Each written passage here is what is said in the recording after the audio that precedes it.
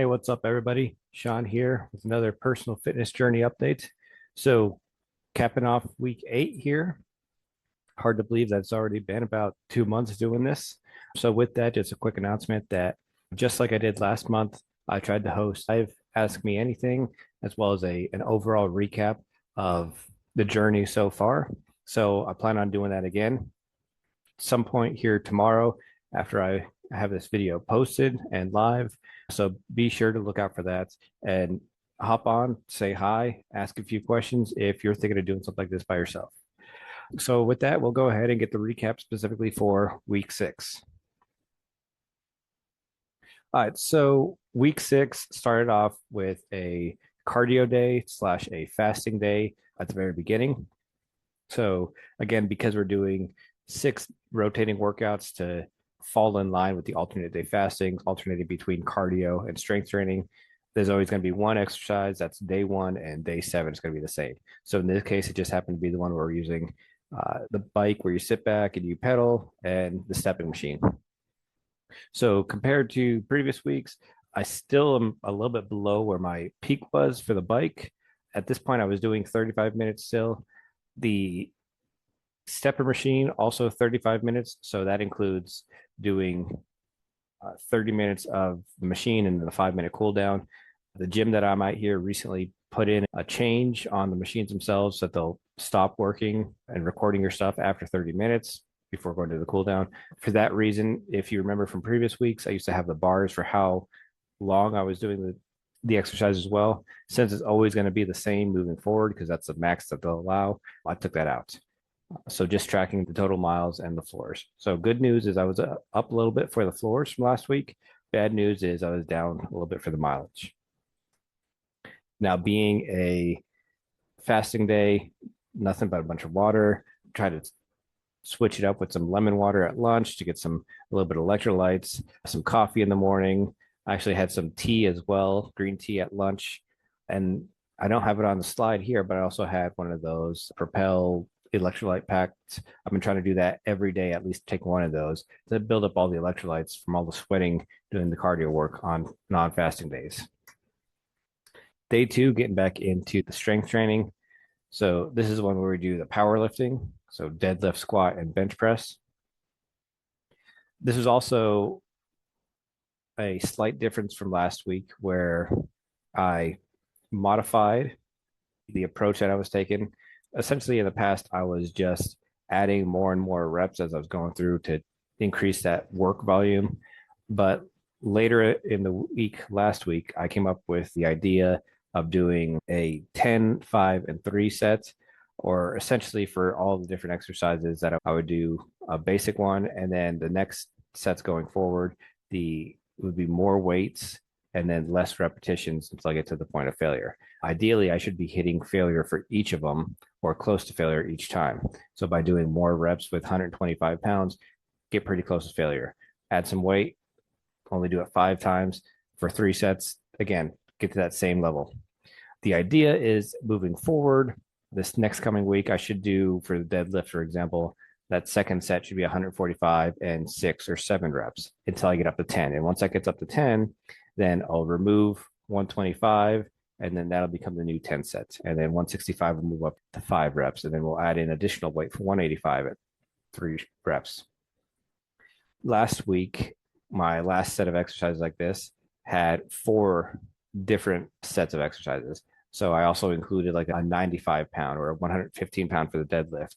And I did that 10 times 3 as well. In this case, I just removed those ones because when the weight is that much lower, if I'm hitting max or hitting failure, I should say, at 125 pounds, 10 reps, 3 sets each, I'm really not going to hit failure with 115 pounds or 105 pounds, dropping the weight and still doing 10 reps. So I took those out completely, saves a little bit of time, makes it a little bit more efficient. Now, day 2 here, this week in general was a little bit off.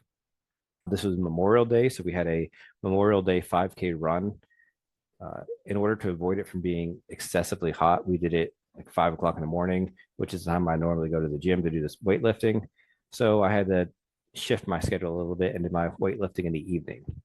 In addition, the 5K was probably the longest 5K of my life, I say that because there was somebody that made a mistake somewhere with the measuring, and instead of being like 3.2 miles or whatever 5K is equal to, it's closer to 4.1. A little bit extra running involved with it, but got through it.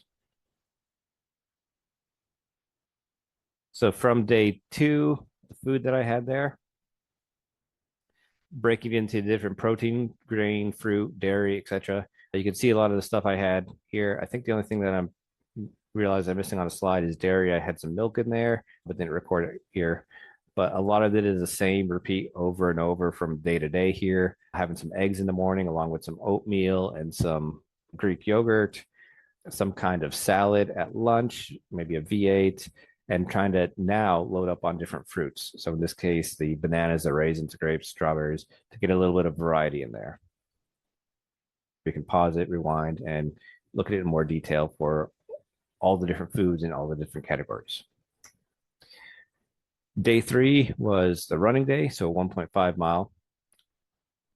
So one thing, I don't know if I mentioned it in the previous set of videos from last week, I didn't want to necessarily get caught up on a plateau and not make any progress. So I started adding 2 mile runs every night as well, with the exception of Memorial Day. Since I ran 4 miles in the morning anyways, I didn't do 2 miles at night.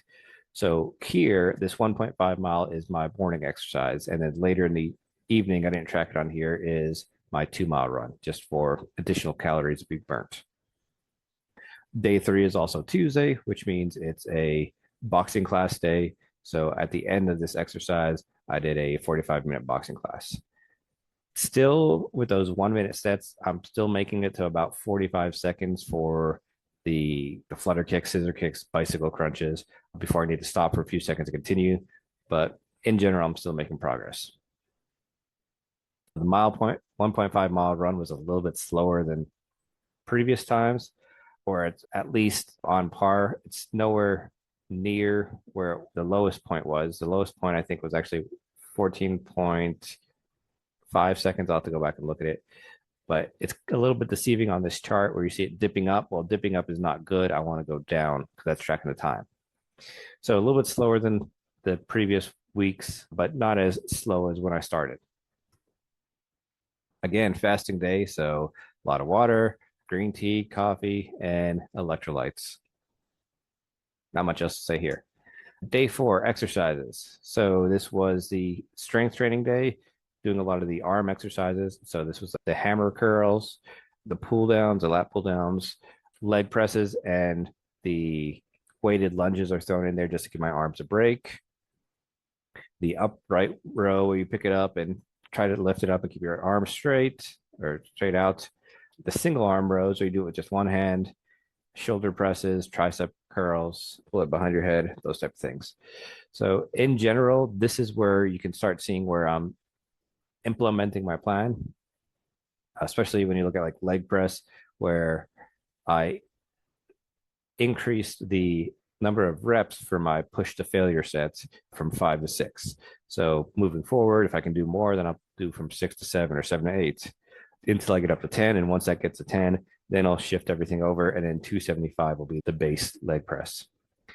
Tricep curls, I think what happened last week is I did 30 pounds for my final set.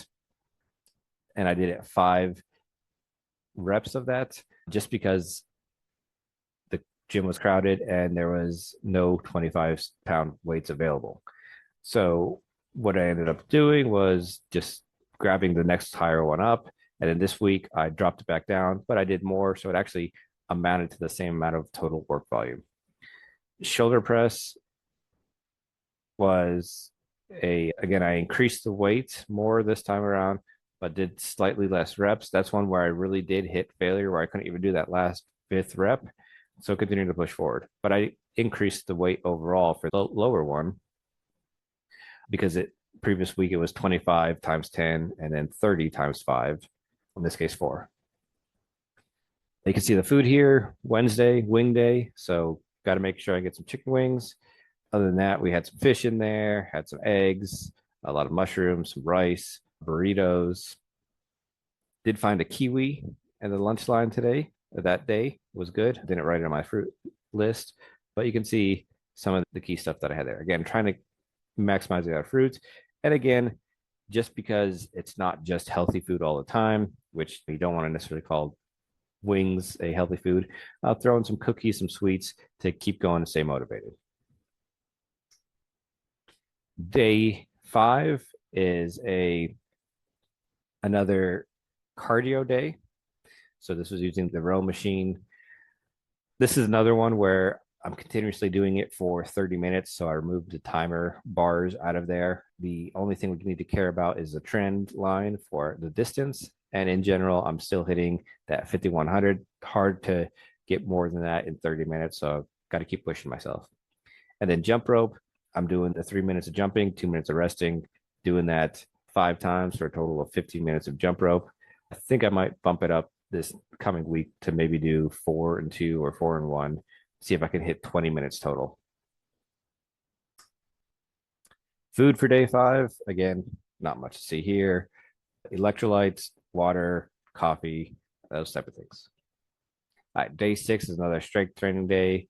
And this is the one where we do the bicep curls, some of the shoulder presses again, bench, hammer curls, basically a lot of different type of curls with this day.